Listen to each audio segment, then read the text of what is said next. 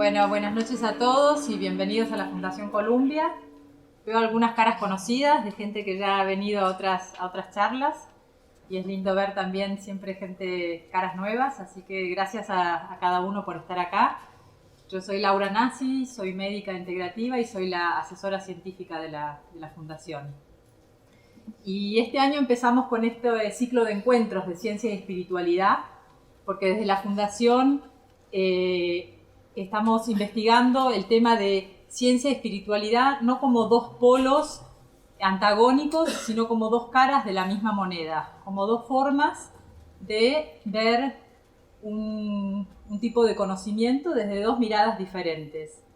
Y hoy elegimos el tema del tiempo, el tiempo y los ciclos biológicos y los ciclos del cosmos. Y la idea es explorar juntos a ver cuáles son los puntos de unión que encontramos y las diferencias desde la ciencia y la espiritualidad. Y para eso tenemos dos ilustres invitados. La verdad que es un honor para nosotros tener acá con nosotros a Diego Golombek y a Leandro Pinkler. En esto que es lo temporal, desde las tradiciones se hacen distinciones de distintas dimensiones de lo que llamamos lo temporal, y para ir directamente al punto, desde tres palabras griegas, que es clásico de recordar. Incluso se puede ver los textos de Borges como Nueva refutación del tiempo, Historia de la eternidad, donde juega con esas cosas. Está la palabra griega cronos, de donde viene cronológico. Está claro, es el tiempo medible por el reloj. Es el tiempo en su dimensión cuantitativa. Dijimos a las 8 menos cuarto, o no, 7, invocamos más o menos a la hora. Es muy válido, es real el tiempo cronológico. ¿Y cómo no? Son las 19 horas, sí. Pero es una dimensión del tiempo, en la que se puede medir, es cuantitativa. Hay otra dimensión del tiempo que en griego se dice una palabra muy linda que no tiene equivalente en castellano, que es kairos. El kairos es el tiempo en su dimensión cualitativa. Significa cuando percibo que es el momento, como se dice, para hacer el amor o la guerra. No es que digo a las 7 menos cuarto, sino que hay que estar presente. Hay que tener, como se dice, un feeling. Hay que darse cuenta el otro, en qué está, para encontrar el kairos.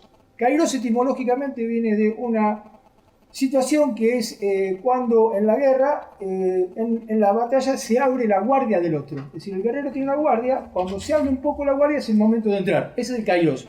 Es el momento oportuno. Hay otra palabra que es la más tremenda, la más difícil, que es la palabra griega aion, la que se transcribe por eón, que es conocido por los ciclos cósmicos. Es la más difícil de aproximarnos, pero es la que más nos interesa comentar. Esa palabra aion en griego tiene que ver etimológicamente también con la palabra iuens en latín, que es joven. Aion es la fuerza de la vida. De la palabra aion, digamos en el punto, si hablo muy rápido, perdonen, justamente es una cuestión sobre el tiempo y tratar de tener es que la palabra aion significa tiempo como ciclo de vida. Pero atiéndase bien, no supone la idea de un tiempo circular, como una oposición así, tiempo circular, tiempo lineal, sino que cada ser tiene su aion en la vida. Significa que un aion es el de la mosca, otro aion es el del perrito, otro aion es el del ser humano. El problema surge cuando en un conocido texto del Timeo de Platón, el Timeo de Platón es un texto que habla de la cosmología antigua, un texto extraordinario. Bueno, se dice allí, de lo que retoma Borges, como son los textos de Borges siempre tan agudos, tan sugestivos, Historia de la eternidad. Hay un texto ahí que dice, el tiempo, cronos, es la imagen móvil del aion, es la imagen móvil de la eternidad. Ahí se arma el gran problema. Ahí se traslada de la palabra aion, que era ciclo, ¿de acuerdo? Tiempo como ciclo, a la palabra eternidad. Y la palabra eternidad, que hay que buscarle los usos del mundo antiguo, está por todos lados, y es la concepción de un tiempo que no está en el tiempo.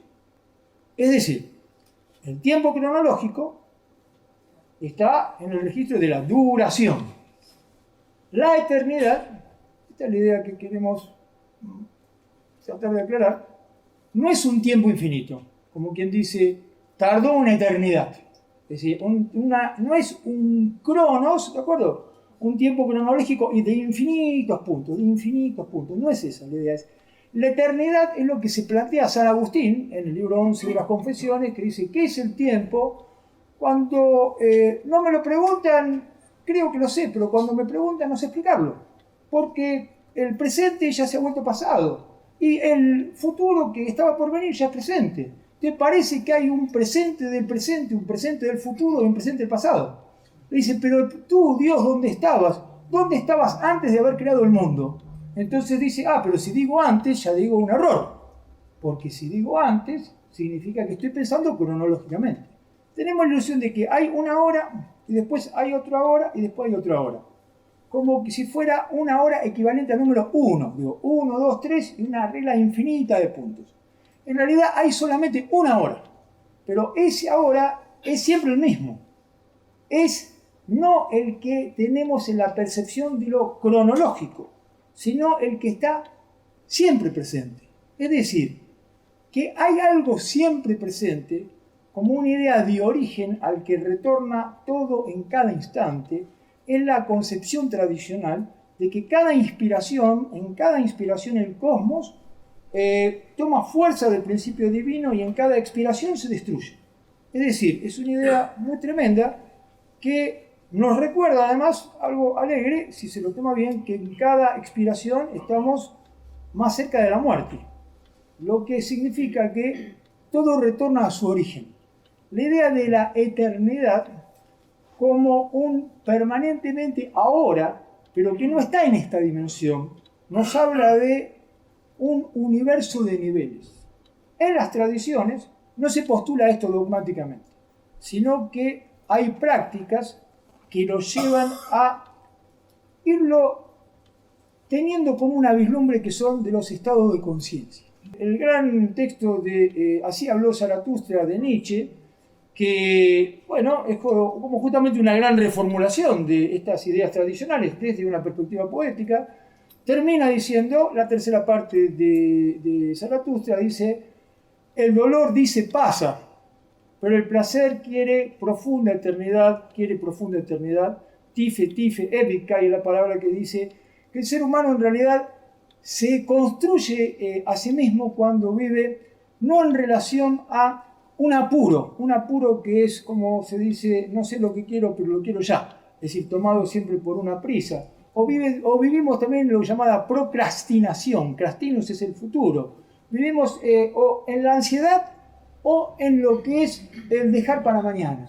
Mientras que hay algo que es un llamado a la presencia, a la vida auténtica, que es el instante eterno, y eso la tradición lo transmite como una vivencia, como un llamado a despertar en uno mismo, y no como algo que no viene desde los libros. Me parece que parte de lo que tenemos que hacer los científicos es contar lo que hacemos. Contar lo que hacemos tiene que ser parte de nuestro trabajo. Y si ese contar lo que hacemos se confunde y se mezcla con otras visiones sobre la misma perspectiva, creo que es absolutamente más enriquecedor. Así que la verdad que eso me pone muy contento, me fascinó lo que dijo recién Leandro y encuentro muchos puntos de contacto entre lo que acaba de decir de una manera muy erudita y lo que yo puedo llegar a aportar más desde las ciencias naturales. Y el concepto del tiempo creo que nos fascina a todos, de distintos puntos de vista, del literario, del filosófico, que recién resumió también Leandro, del artístico en general, de las vivencias, de la flecha del tiempo desde que nacemos hasta que morimos. Y ese concepto de que hay tiempo del lado de adentro fue lo que a mí me marcó para tratar de buscarlo, para ir a buscar ese tiempo perdido. Entonces la cuestión es dónde buscarlo, ¿sí? Dónde buscarlo del lado de adentro desde un punto de vista biológico, y el sospechoso natural es obviamente el cerebro, ¿sí? En cierta forma somos una función del cerebro, lo digo provocativamente, pero me refiero a que somos el mandato de ese cerebro donde están nuestras memorias, nuestras emociones, nuestras decisiones, nuestra moral y también nuestro tiempo. Pero como bien citaba Leandro a San Agustín, nosotros tampoco podemos definir al tiempo, podemos decir el tiempo del lado de adentro es esto, porque no es un algo, en todo caso es un proceso. Es un proceso que tiene múltiples aristas y está muy mal en principio hablar en singular. hablar del tiempo del lado de adentro como uno solo, porque en realidad son los tiempos biológicos que son enormes en cuanto a lo que pueden variar. Vamos a hablar de tiempos biológicos desde microsegundos, muy poquito, hasta años, décadas, etc. En biología, microsegundos, por ejemplo, es lo que necesita nuestro cerebro para determinar que un sonido viene de la derecha o de la izquierda, porque tarda microsegundos menos en ser procesado por el lado del cual viene el sonido. De hecho, si uno cierra los ojos y le ponen un sonido exactamente adelante o exactamente atrás, no puede determinar de dónde viene, porque uno no tiene orejas adelante y atrás. Por lo tanto, llega al mismo tiempo a los dos oídos y uno no sabe de dónde viene. También los microsegundos son utilizados en la naturaleza para mandar señales. Los peces eléctricos, por ejemplo, mandan señales de orden de microsegundos y saben, por ejemplo, si están en periodo reproductivo o no, gracias a que cambia esa frecuencia. Pero no sabemos demasiado, porque son demasiado cortos para estudiarlos. Nos vamos a tiempos un poquito más largos y ya empezamos a entenderlos un poco mejor. Por ejemplo, hablar de milisegundos, la milésima parte de un segundo. Y eso es un tiempo que cognitivamente es fundamental. Gracias a ese tiempo uno puede contar un chiste, o entender un chiste, o cantar una canción, porque la modulación del lenguaje se da en el orden de los milisegundos. También los milisegundos tienen que ver con poder hacer una acción motora fina. Por ejemplo, ir y agarrar un vaso. Eso requiere que permanentemente esté cotejando la posición de mi mano con lo que yo quiero hacer en el orden de los milisegundos, en un tiempo realmente muy breve. Pero los tiempos que más estudiamos son los tiempos medios, y de hecho son los que estudiamos en mi laboratorio. Son los tiempos que van de segundos a minutos, que son los tiempos que incluso tienen un nombre propio, se los llama en inglés interval timing, en castellano algo así como tiempo de intervalos, y es aquel que se refiere a que yo les pregunte, por ejemplo, ¿hace cuánto estoy hablando?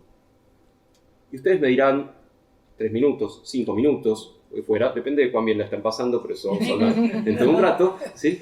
Pero permanentemente requerimos esa estimación temporal, ¿sí? Requerimos ese tiempo subjetivo para funcionar. Si yo no sé que después de tal estímulo viene un mamut a pisarme y no salgo corriendo después de un ruido, y que segundos después de eso tengo que salir corriendo, no sobrevivo.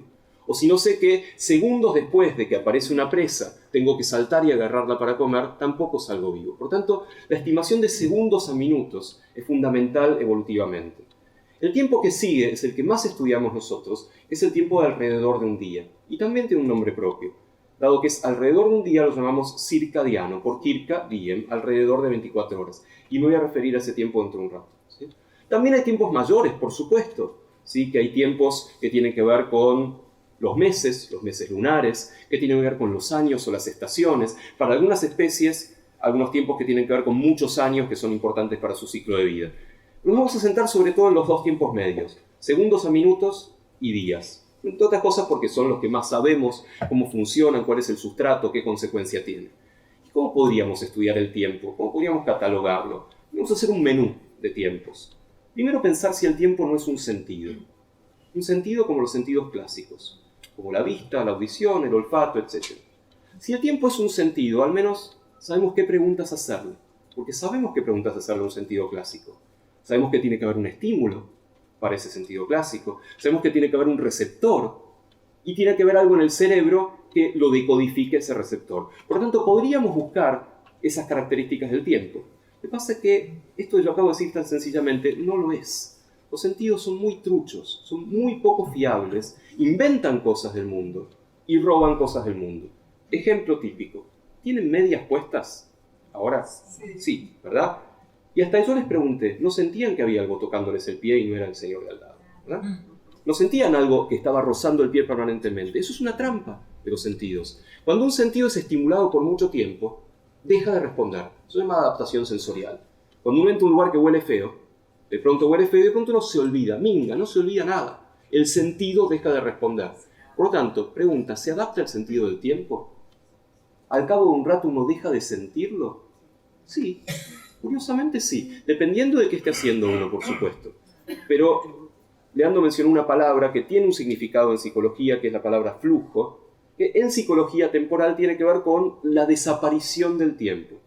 Cuando uno está haciendo algo en la cual es muy bueno y ese algo es muy difícil, se entra en este estado de flujo. Cuando vos estás haciendo un hobby, algo que realmente te apasiona, y es algo que te cuesta hacer, el tiempo desaparece. ¿Sí? Por lo tanto, parece haber algo parecido a la adaptación temporal. Pero ¿qué más? Tenemos que preguntar si hay un estímulo ahí afuera. Y la verdad que no lo sabemos. No sabemos si hay algo afuera que ponga en hora al sentido del tiempo interno. Sí, dijimos que más tenía que haber receptores, lugares que tuvieran que ver con el tiempo. Por tanto, la otra gran pregunta sería ir a buscar esos lugares dentro del cuerpo, particularmente en el sistema nervioso. Hay una frase de mi neurólogo favorito, que tal vez sea de muchos de ustedes, y esta frase vale como homenaje porque falleció hace muy poquito, que es Oliver Sacks, ¿sí? Que si no lo conocen es Robin Williams en Despertares, ¿sí? Tipo absolutamente maravilloso. Hay una frase en uno de sus libros que dice: la palabra favorita de la neurología es déficit. ¿Por qué? Porque casi todo lo que sabemos sobre el cerebro es cuando anda mal. Cuando hay un trauma, una lesión, o la provocamos experimentalmente y vemos que se pierde. Por supuesto, es una forma bastante grosera de entender el sistema nervioso, porque cuando uno quiere estudiar una función en un animal, por ejemplo, y dice esa función debe estar localizada en tal lugar del cerebro, entonces, ¿qué hacemos? Lo lesionamos o lo sacamos ese lugar. Y en general no se pierde la función, se pierde el ratón, o la rata, o el paciente. Por lo tanto, no es una forma muy limpia de estudiar, pero casi toda la neurología se ha estudiado así, viendo qué pasa cuando algo falla. Y el tiempo también se ha estudiado así. Se ha estudiado viendo patologías en las cuales el flujo del tiempo, el sentido del tiempo se afecta. Hay unas cuantas. Hay unas patologías muy conocidas, o las patologías motoras, el Parkinson, el Huntington, etc., afectan el paso del tiempo. También los fármacos afectan el paso del tiempo. ¿Sí? La cafeína lo afecta, la acetilcolina, que está presente en muchos remedios, la nicotina del cigarrillo, la marihuana afecta el paso del tiempo, otros fármacos que son excitatorios también, y eso también nos sirve de atajo para ir a buscar el lugar del tiempo dentro del cerebro.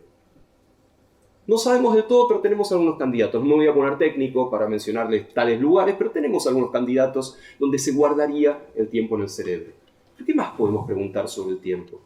Podemos preguntar sobre la subjetividad del tiempo, que además de ser estudiada filosóficamente, psicológicamente, se puede estudiar biológicamente el tiempo subjetivo. Yo hace un ratito les preguntaba hace cuánto empecé a hablar.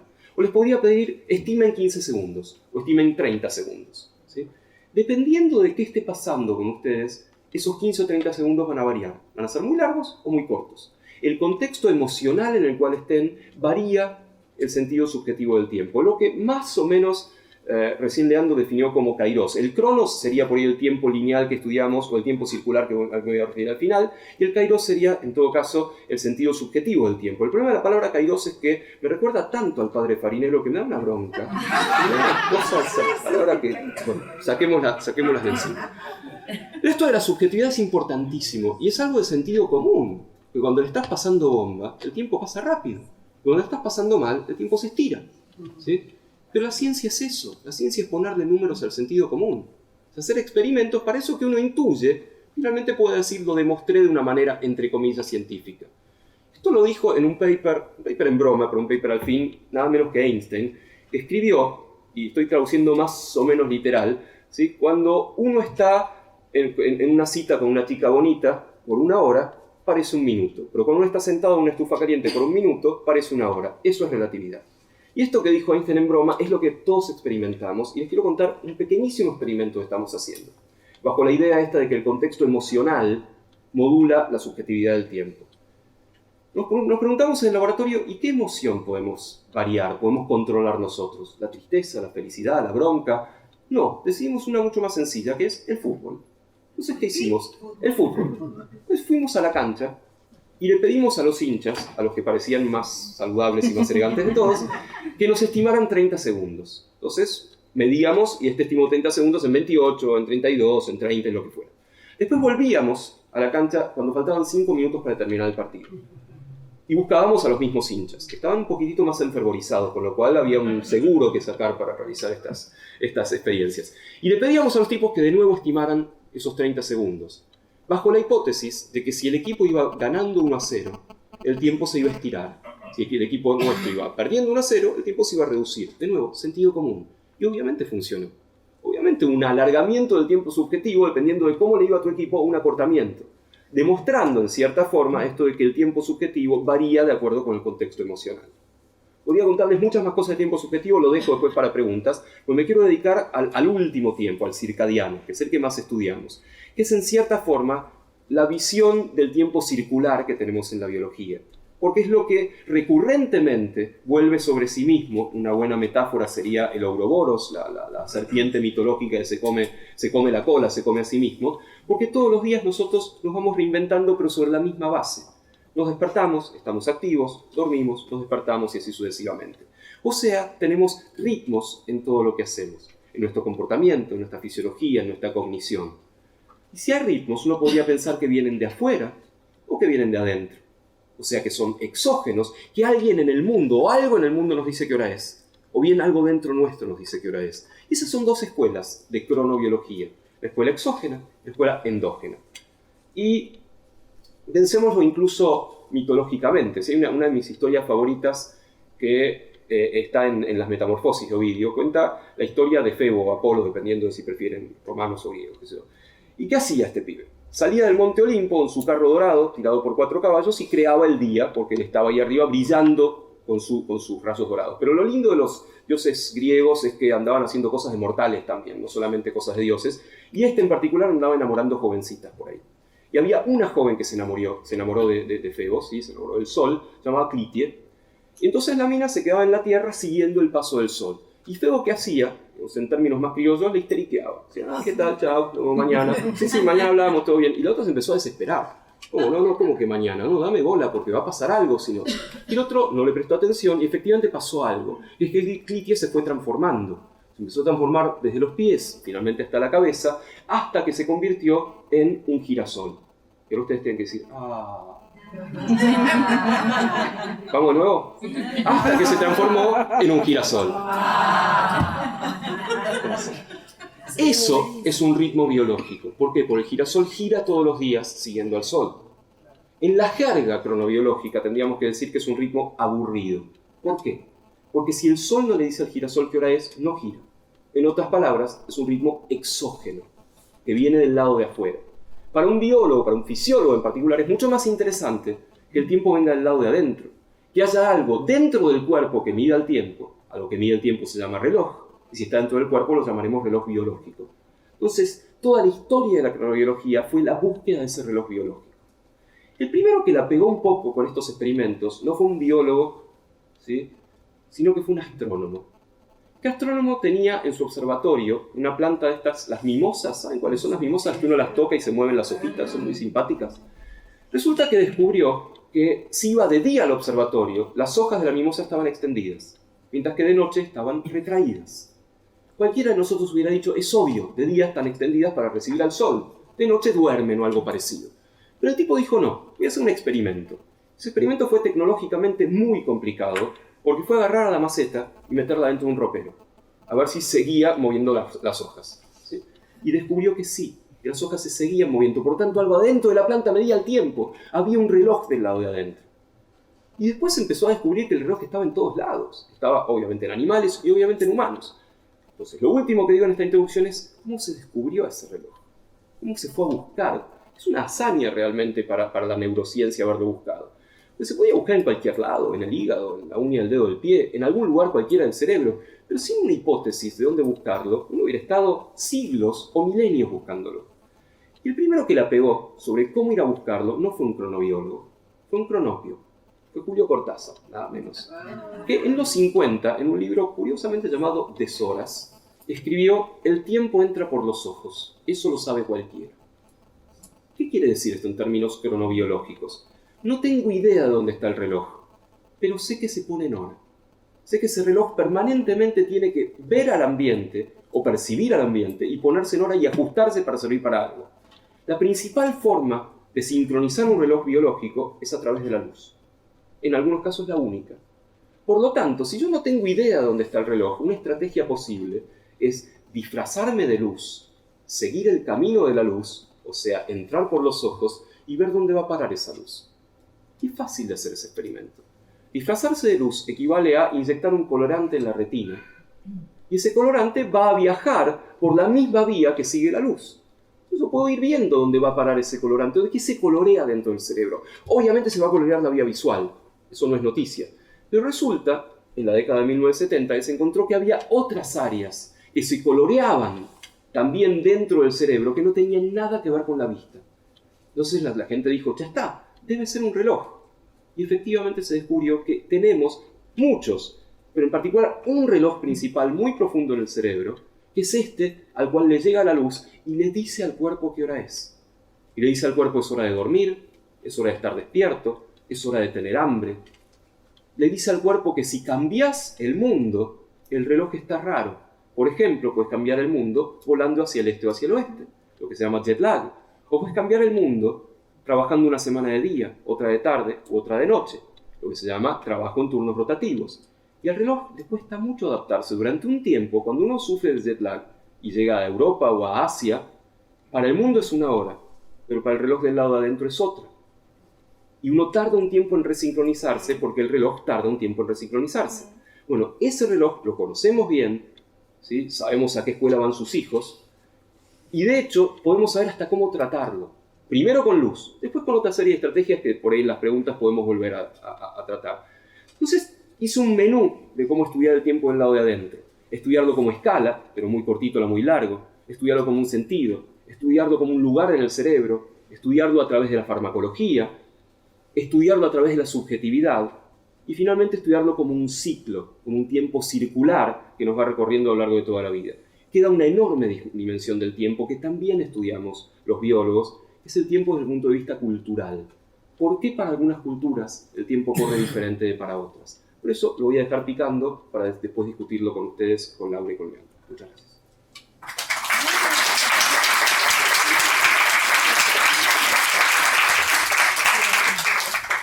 Bueno, fascinante, ¿eh? Sí. Siguiendo un poco el objetivo de estos encuentros de ciencia y espiritualidad y viendo los puntos en común que podemos encontrar entre la ciencia y la espiritualidad dentro de un mismo tema. Bueno, a mí una de las cosas que obviamente me pareció bastante obvio es esto del tema de en qué la espiritualidad y la ciencia coinciden en el Tratado del Tiempo, ¿no? Y uno de los temas, bueno, de hablar esto del tiempo cronológico y el tiempo cíclico, ¿no? Uh-huh. Esto creo que desde la espiritualidad escuchamos y también desde la biología, esto de los ciclos circadianos y los ciclos de los planetas, ¿no? Y de los tiempos. Y otro concepto súper interesante que salió acá de la disertación de cada uno fue el tema del tiempo objetivo y el tiempo subjetivo. Ese tiempo subjetivo, el kairos, ¿no? Ligado a la eternidad, y cómo desde lo biológico también podemos hablar de un tiempo subjetivo.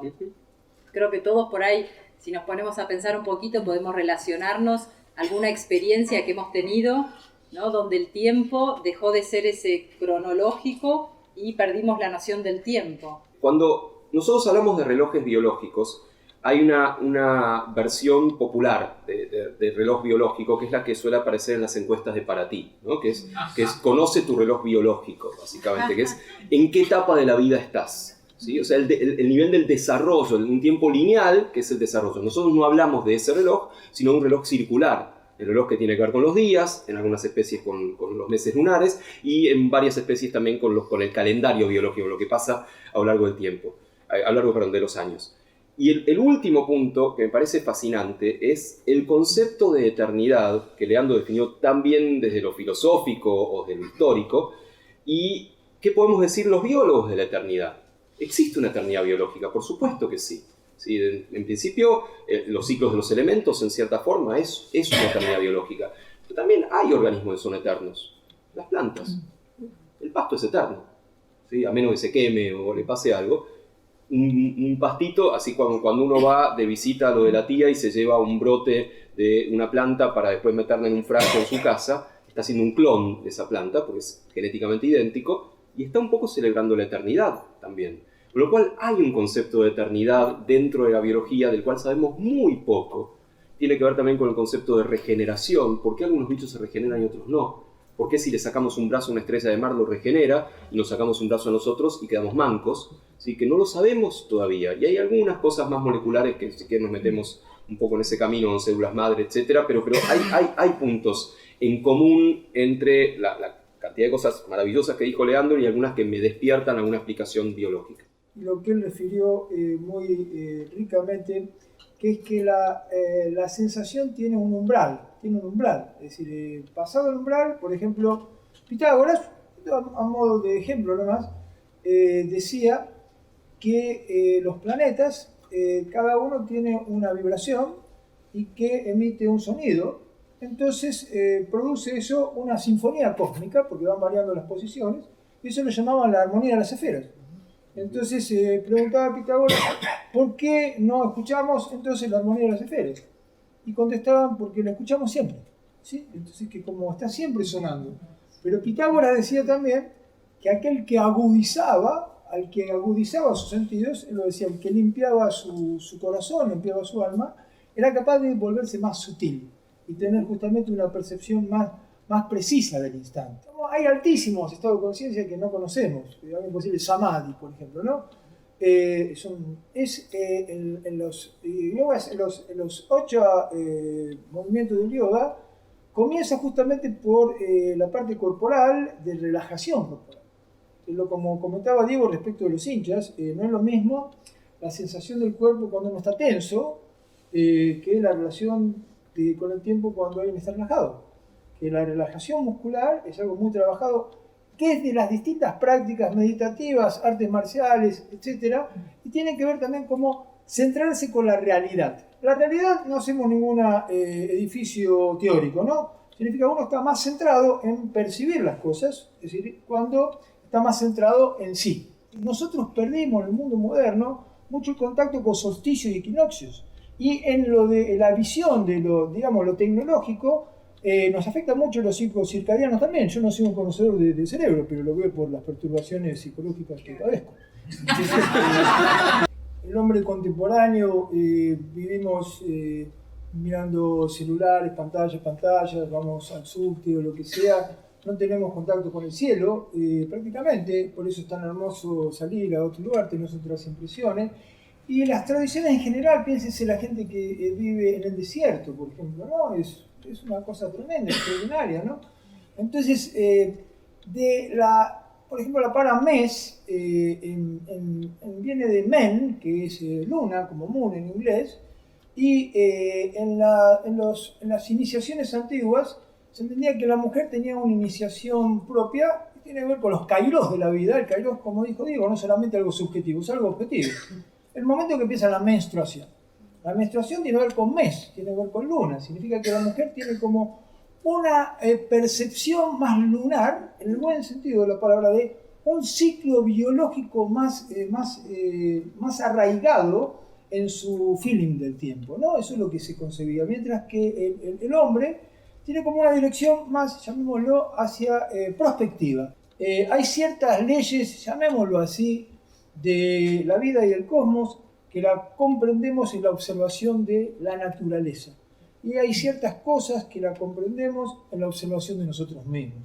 Que la concepción antigua supone siempre un conocimiento de sí, y que en lo que es el reloj interno tiene que ver mucho con lo que ya anticipamos, y es para volver continuamente, que es observar en cada uno los estados de conciencia, ¿no? Es decir, que en los distintos estados de conciencia hay distintas maneras, ¿no?, de percibir el paso del tiempo y la comprensión que cada uno tiene de su propia vida, ¿no?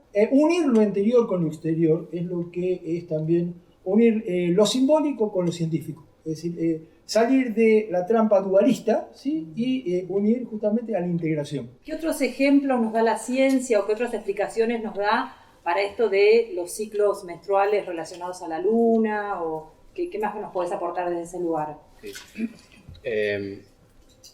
Primero, retomo algo de lo de Leandro y después vuelvo sobre esto. Cuando mencionaba los efectos de la tecnología sobre los ritmos biológicos, que son muchos y muy marcados. De hecho, en los últimos 50 años se calcula que perdimos al menos 1 hora de sueño y en el último siglo 2 horas de sueño. Y es mucho eso. Es mucho y lo pagamos, por otro lado. Y también Leandro mencionaba a la tecnología más propiamente dicha, a las computadoras, las tablets, la tele, que no contentos con casarnos con ellas, nos las llevamos a la cama. Y es lo peor que podemos hacer porque son muy ricas en una longitud de onda muy particular, que es la que el reloj biológico le dice es de día. Con lo cual, si no tenemos una afección de sueño, la vamos a tener. Y si la tenemos, la vamos a profundizar. Porque realmente estamos disminuyendo muchísimo las horas de sueño y de buen sueño.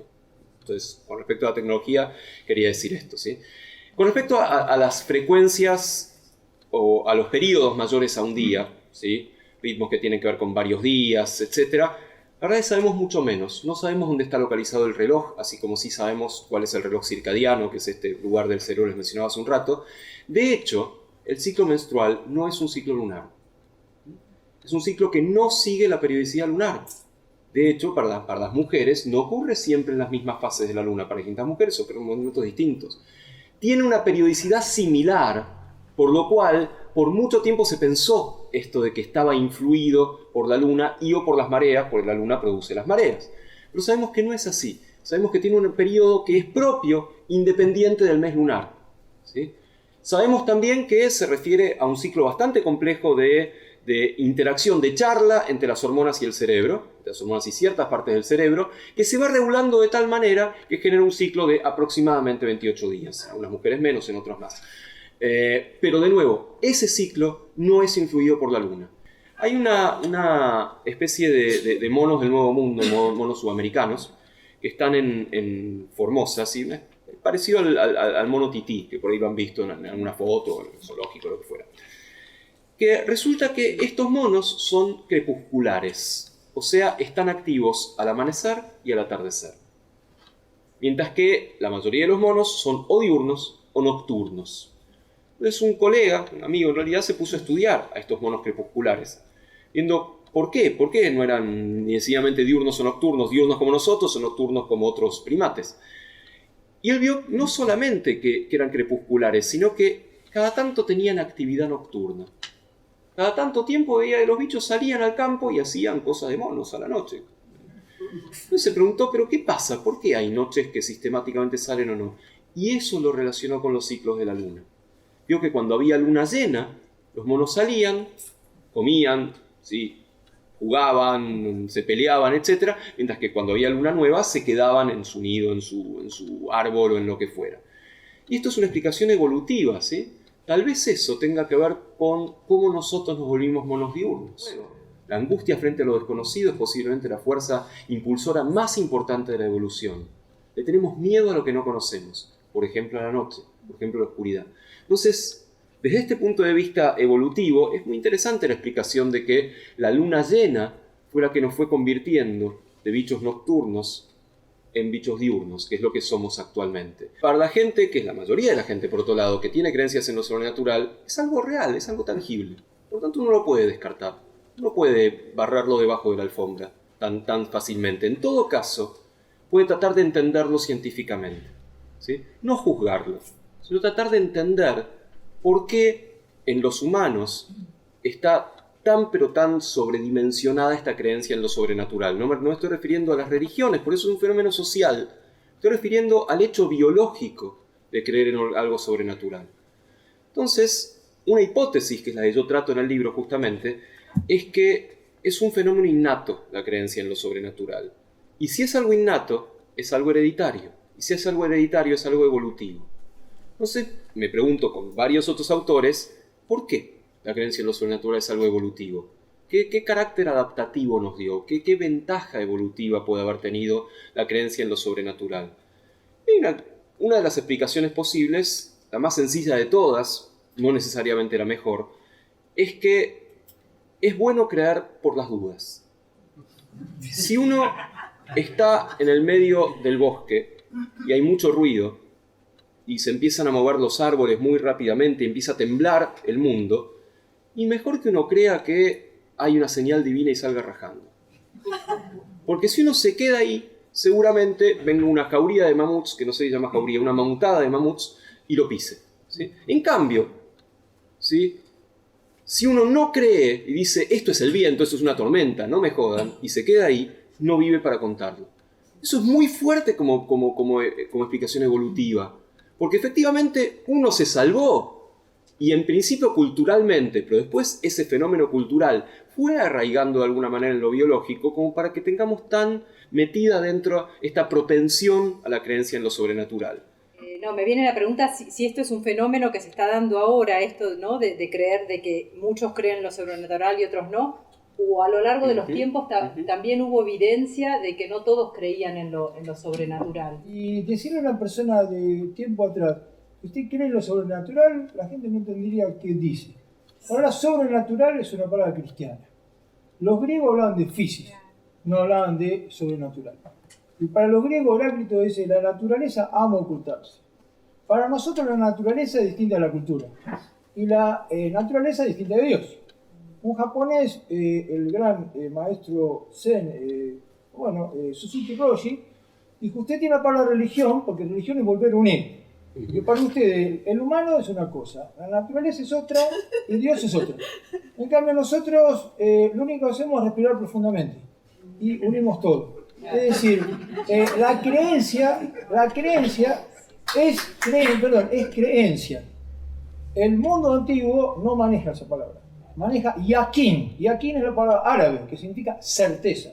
Entonces, para la visión de René Guénon, lo digo para contraponerlo y complementarlo si se pudiera, no es el espíritu un epifenómeno cerebral, sino que el cerebro es un epifenómeno espiritual. Es decir, hay que ver la idea de distintas dimensiones. Significa, René Guénon tiene una idea que dice, ¿está el espíritu en el cuerpo o está el cuerpo en el espíritu? Es decir, que ahí de lo que entra es ver cómo nuestras categorías mentales se empiezan a quedar chicas. ¿Se comprende? Decir? Y de cómo todas las tradiciones buscan los símbolos de integración. Si buscamos los símbolos de integración, podemos hacer que la ciencia esté abierta a la espiritualidad y la espiritualidad a la ciencia. ¿Qué es lo que significa lo que uno cree? Digamos, ¿no? Es eso lo que siento que podría quedar más en el registro de la pregunta que en el de la respuesta, ¿no? La verdad que me siento súper llena y agradecida porque me pareció un diálogo muy, muy enriquecedor. Nos deja un montón de preguntas y eso nos abre también a cada uno, ¿no?, la posibilidad de seguir buscando. Me gustaría pedirles a Diego y a Leandro a ver cuál sería como una frase final, un mensaje final o algo que han rescatado de este encuentro que les gustaría dejar así como cierre. No sé quién querría empezar. Las ciencias naturales o las ciencias en general se hacen de preguntas, se hacen de dudar permanentemente. Y una buena pregunta científica creo que es aquella que no se cierra con una respuesta, sino que te abre muchas preguntas más.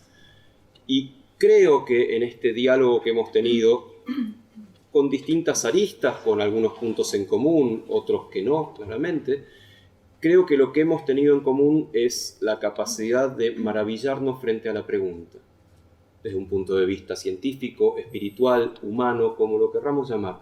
Y eso me parece que es una característica eminentemente humana. Si nos maravillamos y nos da placer preguntarnos cosas, nos da miedo también, como decíamos hace un rato, creo que la conclusión a esto es que somos nada más ni nada menos que una manga de humanos. Me parece que es una linda conclusión. Lo que nos hace así auténticamente humanos es la búsqueda del conocimiento, ¿no? Hay un dicho que dice, busca el conocimiento hasta en la China. Hay distintos tipos de conocimiento. Hay una frase de Eliot que siempre citamos que dice, ¿dónde está la sabiduría que perdimos con el conocimiento? ¿Dónde está el conocimiento que perdimos con la información? Que hay un problema de Occidente que, no lo digo contra la ciencia, por favor, que es que ha habido una spaltung es una decisión, de una fe que se ha vuelto dogmática y una razón que ha terminado en un cientificismo materialista tecnológico. ¿De acuerdo? Entonces eso es como algo no integrado. Tenemos que unir la verdadera ciencia con lo que quedó del lado de la fe y que usted expresaba que una cosa es la creencia y otra cosa es la vivencia. Que eso es lo que lleva a una certeza. Y eso es lo que hace un ser humano integrado. En las tradiciones, lo que se muestra es que una persona puede tener un gran conocimiento intelectual y ser un perfecto cretino. ¿Sí? Es decir, y lo que se busca es justamente una integración.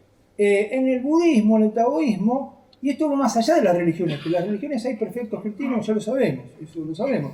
Pero la religión tiene un aspecto interior, que se llama el esoterismo, y tiene un aspecto exterior, que es el exoterismo. No es uno malo y otro bueno, de vuelta es complementario. Lo valioso de estas reuniones, el enriquecimiento que yo tuve de escucharlo a Diego, justamente que se produce integración. Es decir, el diálogo supone que nuestras partes humanas estén en integración y eso se produce con el diálogo con otra manga de humanos. Como dice.